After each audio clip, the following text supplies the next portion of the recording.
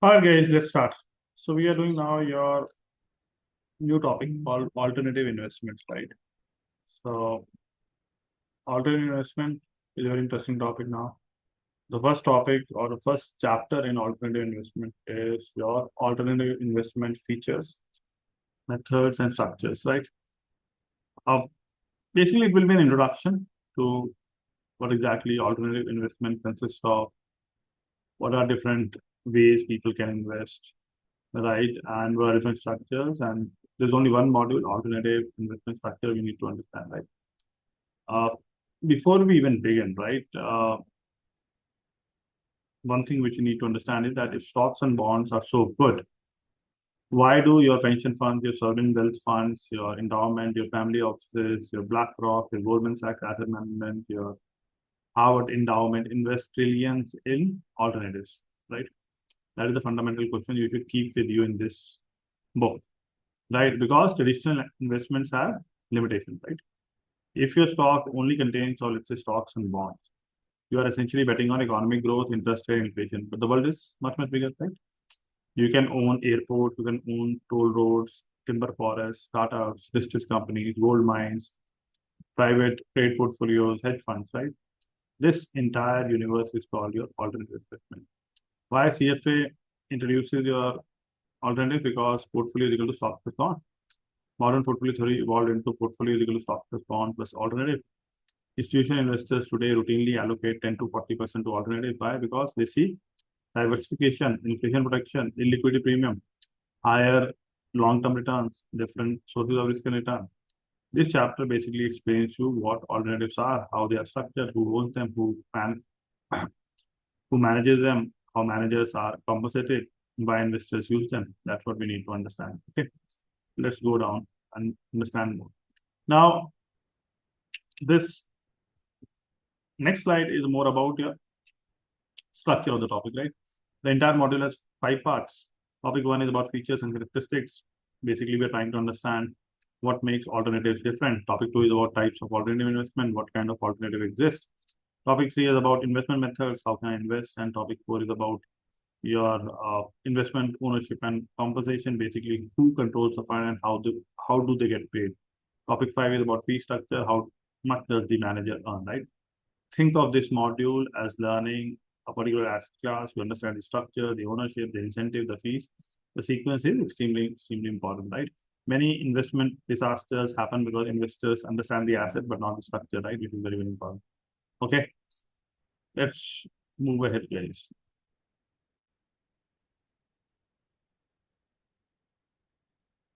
Now, the next part is to understand your features and characteristics of alternative investment.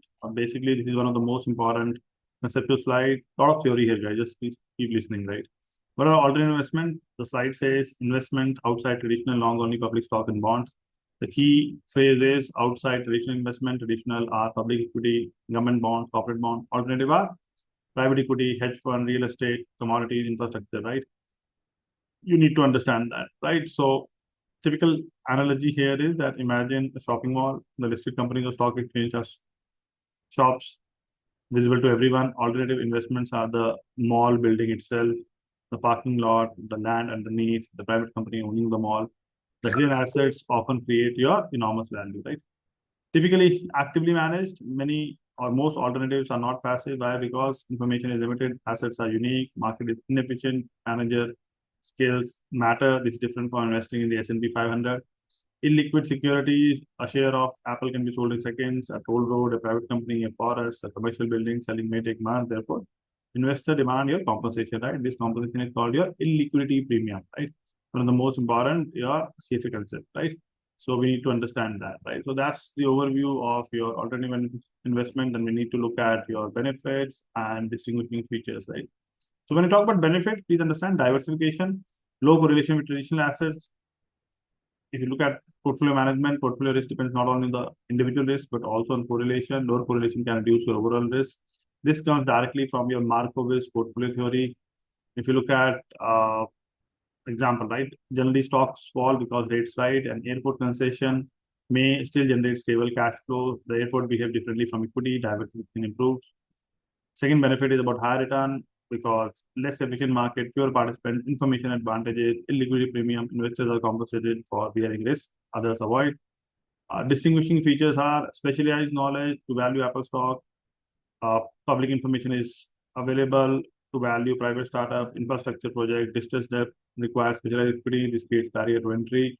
You have longer investment horizon. Alternative investors often think in 5 year, 10 year, 20 year, not quarter. That is why pension funds love alternative. Their liabilities are long term. Larger minimum commitment. Typical mutual fund, $1,000 investment possible. Private equity often million. This restricts your participation that we need to understand. Okay. Then we go into the next part, which is basically your features. We are continuing with features and characteristics, right? And we'll look at the characteristics of your alternative investment. The slide explains deeper structural differences. Manager invests directly in alternatives. Managers often invest their own money. Why? Because alignment of incentives. The managers suffer if performance is poor. Agency problem connection. Remember, corporate issuers, managers and owners may have conflicting interests. Alternative funds try to reduce it through GP investment, performance fees, carried interest. This is called aligning incentive. There is information asymmetry, very important concept. The manager knows more than investor. This creates miscellaneous problem. Investment is, or investor is your principal, manager is your agent, alternative fund structure and attempt to reduce this problem. Then we have historical data problem also. This is again huge for Apple, 20 years of daily prices. For a private startup, maybe nothing.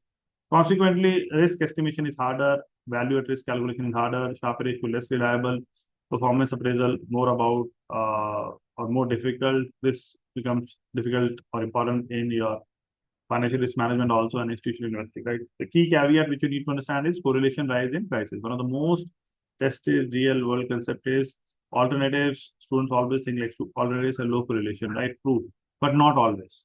True, but not always. During crisis, 2008 crisis, COVID crash, liquidity crisis, correlation often move towards one. Everyone sells everything. If you look at Goldman Sachs risk management lesson, normal times correlation may be 0.2. In crisis, correlation may become 0.8. Diversification suddenly becomes less effective. Risk manager always stress this. Never assume historical correlation remain constant, right? Which we need to understand. With this, we move to the next slide, which is your understanding of types of alternative investment. Again, three broad categories we need to understand and we'll focus on that, right? So the slide divides alternative into your private capital, real estate, and then hedge funds will come. Private equity is your investing in private capital. We have private equity. Private equity means investing in companies that are not publicly traded, right? Simple analogy here is that buying Reliance shares or NSE, that is public equity. Buying a private manufacturing company in Pune, that's a private equity, right? Leverage buyout is they should remind you of investment banking. Basically, PE fund borrows money, buys companies, improve operations, sells later. The debt amplifies your return. This is exactly the leverage buyout model. You understand, right? Why mature companies? Because predictable cash flows, debt requires stable cash generation. Hence, PE firms often target established businesses, strong cash flows, operational efficiency. Venture capital, opposite side of the spectrum, invest in startup, young firm, early stage business. Example is early Uber, early Airbnb, early Flipkart. The risk return trade off, LBO, low risk, moderate return, VC, extremely high risk, potentially huge return. Same principle as finance, higher uncertainty, higher required return. Private debt, instead of buying equity, investor lend directly. For example, direct lending, venture debt, distressed debt. Distressed debt, one of the most fascinating areas. Buy debt of travel firms at deep discount. For example, bond trading at, let's say, 30, recovery expected 60, right? And potential profit 30. This combines credit analysis, legal expertise, restructuring knowledge, very specialized investing, right? Once we have seen this, we move into your real assets. Now, when you talk about your real assets, again, real asset has subcategories: real asset, natural resources, infrastructure, other real assets. So, again, real asset is perhaps the oldest alternative investment. Can invest through your direct ownership, your mortgage, your REITs, your partnerships. Risk management inside here is real asset. Real estate often provides rental income, inflation protection. Many lease contains inflation-linked escalators. Natural resources, commodities, exposure through physical ownership, future commodity producer. Example, instead of buying gold bars, buying gold ETF, gold futures, gold mining company. Different methods, same underlying theme. Farmland, unique asset, return come from agriculture output, land appreciation. Interesting feature, people always need food, demand is relatively stable. Timberland, one of the favorite assets of large endowments. Why? Because cheap keeps going even during session. Managers can delay harvesting. This creates operational flexibility. Infrastructure is one of the most important institutional asset classes today. Example, airport, road, ports, utility grids. Why pension fund love infrastructure, stable cash flows, long life, inflation linkage, monopoly characteristics, matches pension liabilities, other real assets, art, patents, crypto. These are much smaller but increasingly relevant segment, right? Which we need to understand. Okay. Then we have your hedge funds. Okay. When you talk about your hedge funds, students often misunderstand hedge funds. The biggest misconception, hedge fund is your hedging fund. No, a hedge fund is simply a flexible investment vehicle, qualified investor only because strategies can be complex, leverage is risky, use leverage. Suppose you have $100 equity, borrow $400, control $500 of assets, leverage is 5x, return increases, losses also magnifies. Long-short positions, unlike your mutual fund, you can have long-short position like your buy Nvidia, short Intel, profit events related performance, non-market direction. Derivatives, hedge funds heavily use options, futures, swaps. This links directly to your derivatives curriculum. Please understand from the exam perspective, despite the name, many hedge funds do not actually hedge. Their goal is absolute return, not necessarily your risk reduction. The distinction is frequently tested, which we need to understand very, very carefully. Okay. All right. Once we have understood this, let's go to the next part. We go ahead. We talk about alternative investment methods, right? So here, when we talk about, uh, please understand, we have again, what is uh, we should be very clear about understanding your fund investing, co-investing, etc., and also the fees, right? So, basic idea is we need to understand how does the general partner make money, or how does the rest of the people make money, right? That we need to understand. Okay, so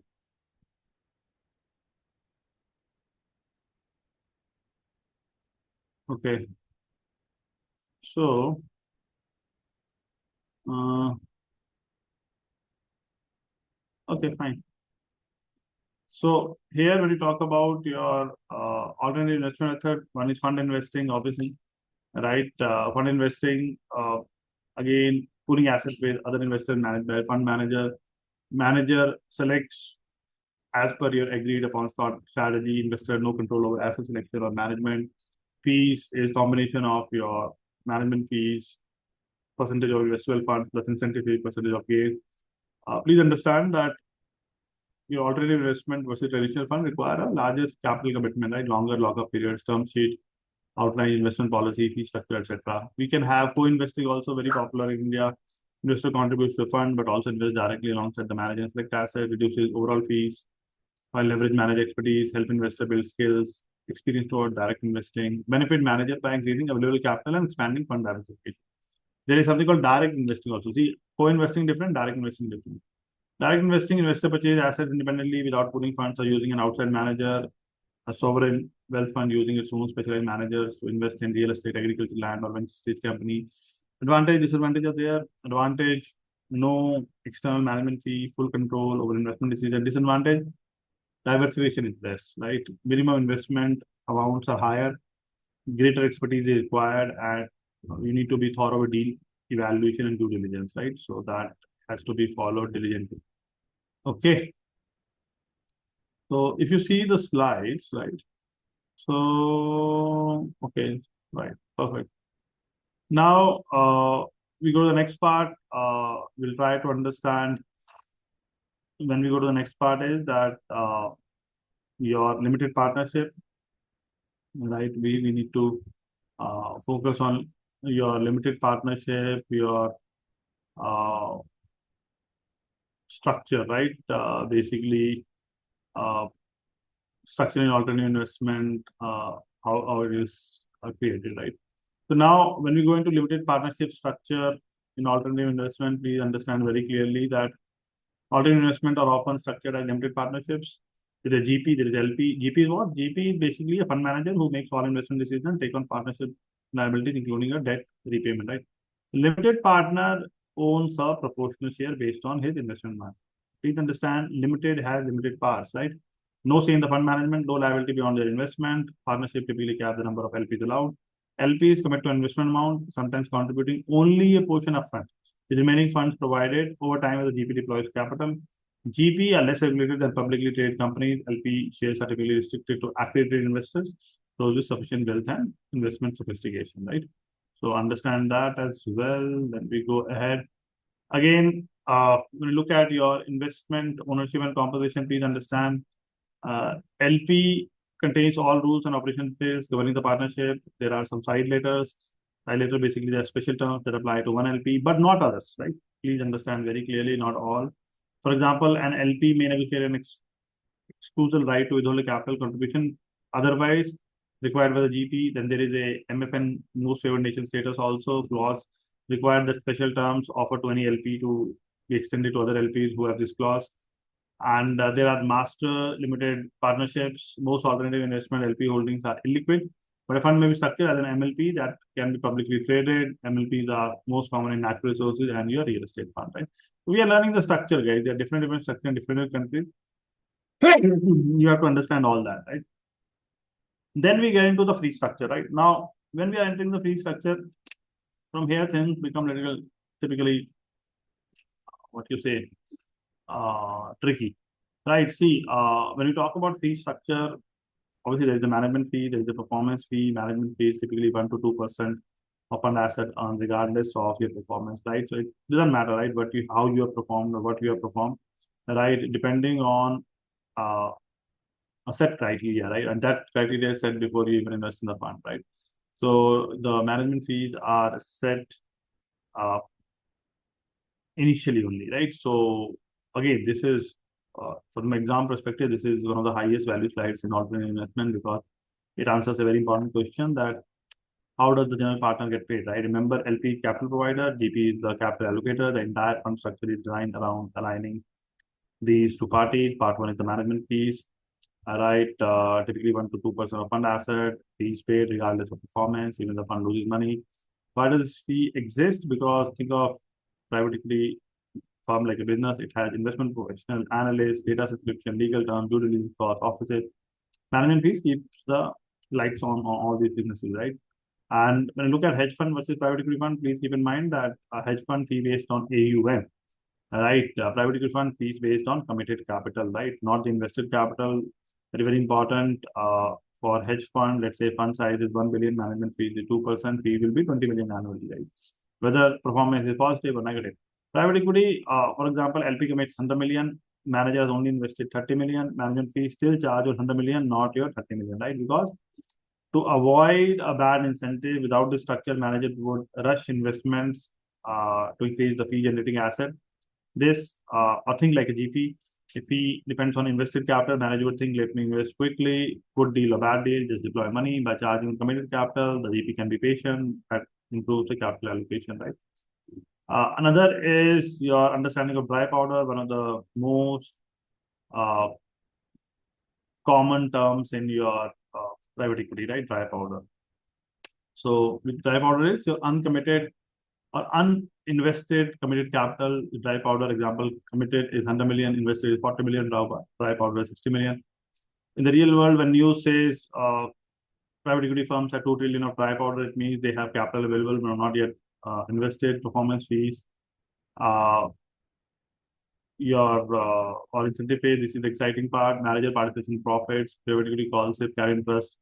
Usually 20% of profit. Why carry this? Because investors want alignment, not just salaries. GP should win only if LP wins. This solves your agency problem. Team, you can you have seen repeatedly in CFA, right? And there is a hurdle rate also before earning your carry. Manager must beat a minimum return. This minimum return is called hurdle rate or preferred return. Let's say, for example, hurdle rate is 8%, return is 5%, carry 0. Return is 12%, carry becomes possible. Soft hurdle, uh, return is 12%, hurdle is 8%, carry is 20. A soft hurdle, once hurdle is crossed, carry applies to entire return, not just excess return. Manager return is 20% into 12%, 2.4.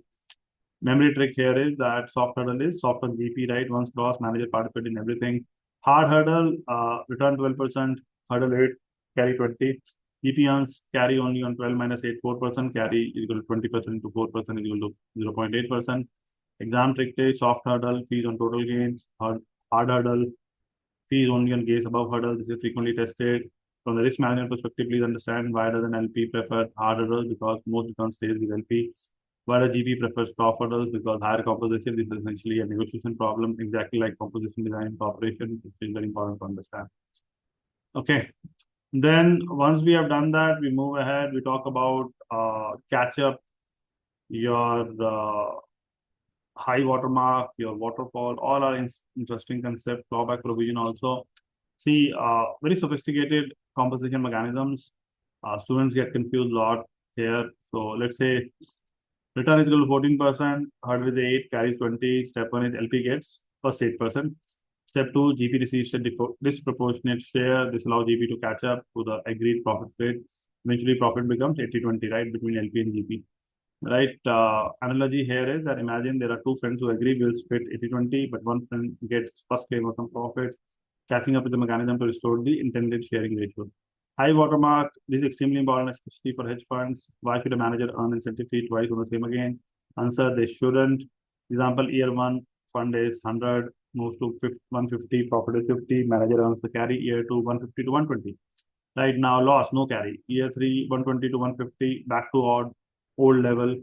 Should manager earn carry again? No. Why? Because no new wealth created, right? The previous peak was 150, it was a high watermark. Manager must succeed before receiving new performance fees. Real world significance is this protects investor. Without it, manager could repeatedly earn fees on covered losses. Waterfall distribution. Now we enter into private equity territory. Basically, we are trying to think how cash is distributed. Your American waterfall, deal by deal, profit distributed immediately. GP can carry early. On carry early, GP loves this. Why? Because it gets paid sooner. Risk is later investment may lose money, yet GP already recovered carry. European waterfall, whole fund approach, much more LP friendly. Before GP receives carry, LP must recover original capital, hurdle return. Only then does GP participate. The trick here is European waterfall, LP friendly, American waterfall, GP friendly. There's a clawback provision. This is one of the most important protections for LP. Imagine deal one, huge profit, GP earns carry, deal two, huge loss. Now, overall fund performance deteriorate. LP may have overpaid carry. Clawback allows LPs to reclaim previously paid carry. This protects investors from early overpayment. Institutional investor view is a large investor like CPP Investments, RDR, JIC, Singapore pay enormous attention to carry, hurdles, waterfalls, clawback because these provisions can shift hundreds of millions of dollars, right? Which we need to understand. Okay, so very interesting perspective here, right? Now we get into the questions. Easy question, right? Which of the following document provide tailored terms for a specific investor? First is your side letter, right? What is side letter? Because LP applies to everyone, side letter applies to one investor. A sovereign fund, wealth fund may negotiate special reporting, lower fees, ESG restrictions, exclusive rights to a side letter, right? Which we need to understand. Okay. So question number one is done. Question number two, when you talk about identify the fee approach that most directly encourages private equity fund managers to invest selectively, not just quickly, management fees. What is the answer here? Here is the based on committed capital, right? So the idea is manager get paid regardless of deployment speed, no incentive to rush investments. This is one of the biggest structural difference between private equity and hedge funds, right? Then we get into the next part, which is question number three. You can read the answer again. I've already explained in the notes, so I'm going a little quicker. Which performance fee modification grants limited partners the right to reclaim a portion of general partner's performance fee? That is your clawback provision. Why? Because clawback is going to give it back. If earlier profit disappear because of later losses, LP can recover your carry, right? That is what we need to understand. Question number three is done. Question number four, we go. Which of the following features is most likely associated with an alternative investment rather than a traditional one? That is illiquidity. Why liquidity? Because alternatives generally have larger commitments, longer horizon, lower liquidity. So overall, we need to understand is that GP is equal to manager, LP is equal to investor, side letter is equal to customized terms, committed capital is equal to private equity fee base, high watermarks, no double clearing, no double charging, clawback is equal to LP protection against overpaid carry. These six ideas appear repeatedly throughout private equity, hedge fund, infrastructure fund, sovereign wealth fund, pension investing, and institutional portfolio management. They are foundational concepts not just for CFA Level 1, but also for real world alternative investment, right? Okay, then we get into the next part, which is question number five. right? Which is assets developed through a public uh, private partnership typically involve what? Involve your long-lived fixed asset intended for public use. Why? Because a public-private partnership usually used for airports, highway, toll roads, railways, ports, hospital, water system, power transmission networks. These are all infrastructure assets. Characteristics: long life, 20 to 50 years, large capital requirement, essential public services, predictable cash flow. If you look at B, why is B wrong? Because ownership capital used in the early life cycle of venture, this distributes or this describes your venture capital funding a startup such as an AI company or biotech company. Public-private partnership has nothing to do with startup financing, right? You look at C option, office buildings, shopping malls, uh, commercial real estate, warehouse, hotels. These are real estate investment. Public-private partnership focuses on public infrastructure. Please understand, memory trick here, venture capital is funds, young companies, real estate funds, properties, infrastructure, or public-private partnership funds, public assets, right? Which we need to understand. Okay. Then we get into the next question, question number 6. A diagram has been given. Identify the label A, B, or C that best correspond to each of the following financial measures. Top, you have investments which are flowing to a fund. Bottom is fund, which is basically flowing to investor. If you look at uh, your what you say B, right? B is basically what? B is your gross return, right? B is the gross return, which is, if I write, I can write 3 here. B is the gross return.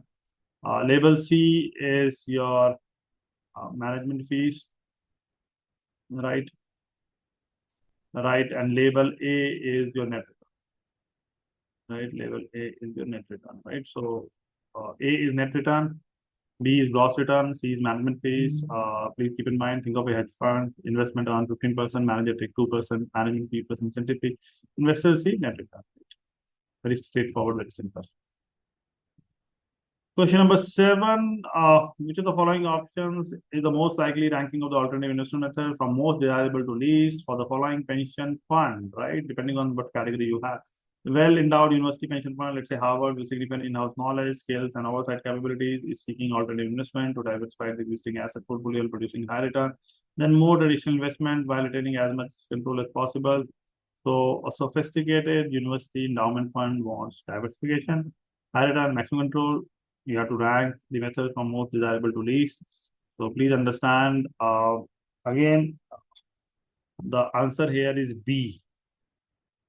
Why B? Because see, uh, direct investment, then co-investment, then the least one is your fund investment. Why? Because see, this question is really asking you which gives the most control. Direct investment, highest control, investor chooses asset, timing, structure, financing, exit.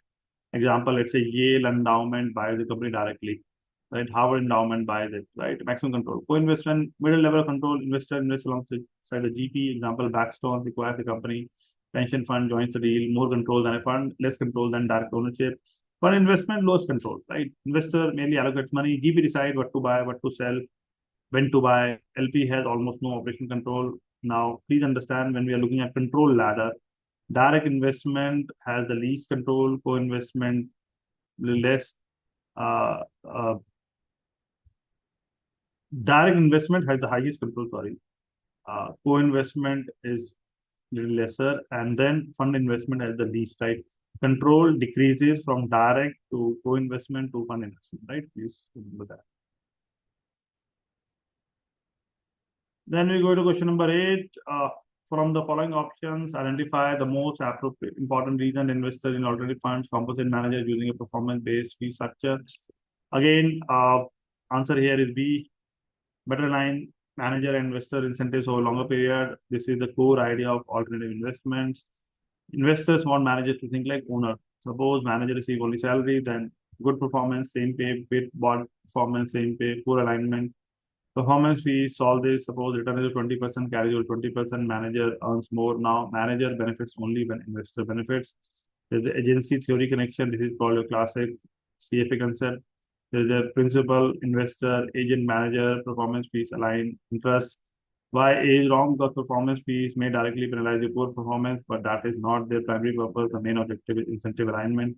Why is C wrong? Because avoiding your payment wise is the purpose of high watermark, not the reason performance fees exist, right? Which we need to understand, right? So that's also done, guys, right?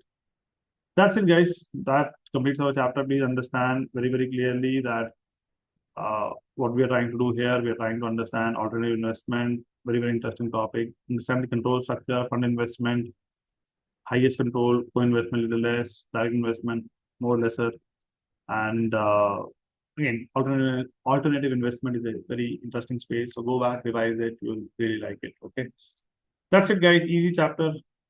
Finish it fast, revise it, and you'll be totally fine. Okay. All right, guys. Thank you.